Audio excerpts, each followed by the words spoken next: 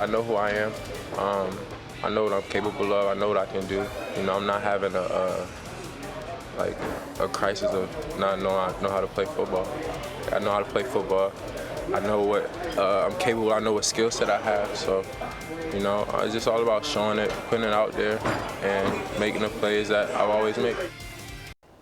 Cowboys game day continues now as the Minnesota Vikings are in town for a Sunday night game. And for the 8th straight game, there will be no Trayvon Diggs lining up at cornerback for Dallas. He played the first 6 games of the season coming back from off-season knee surgery, went on injured reserve 2 months ago. He's now been practicing for 2 weeks, expected to play tonight, but not activated yesterday. Isaiah, let's start with you. What in the world is going on with this Trayvon Diggs situation? You ever had a slow breakup, Bill? Yeah. You ever had a slow breakup? You know, sometimes breakups happen, they're just very sudden, and then sometimes it kind of trickles along, and then there's little signs, and you try to work it out, and then it just doesn't seem to work out. I believe that's exactly what's taking place with the Dallas Cowboys and Trayvon Diggs. It's unfortunate. It's very unfortunate because from a former player's perspective, this is exactly what you don't want to see. You don't want to see guys get paid for what they've done and what they're expected to do, and then them start to have a fall off. He's been available for only 30% of the games the last 3 years after receiving a $97 million contract.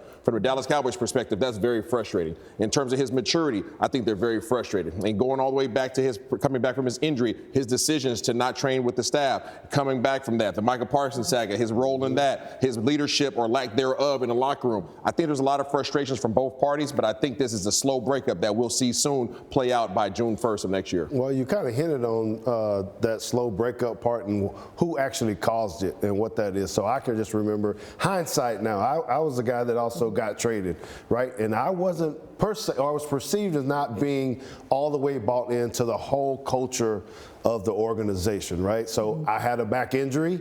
I didn't get the treatment that they necessarily wanted me to have. They didn't necessarily like that. A lot of things I was doing in the community, and maybe not, they're thinking I'm not focused enough on the playbook and buying into what we were doing on defense.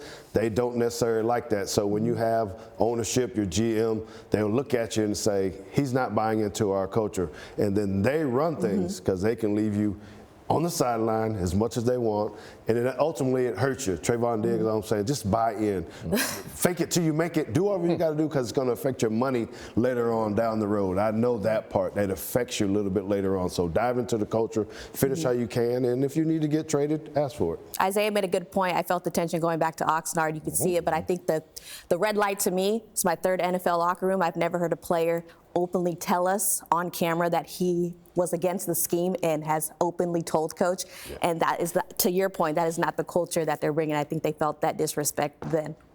You can't be the highest paid player on that side of the ball and not be with the program. You can't buck the system when you're considered to be the leader and they're paying you to be the leader. That comes underneath that umbrella of being the highest paid. He's not on board seemingly, and that's why I believe that they're breaking up. A reason that Michael Parsons is now with the Green Bay Packers as well.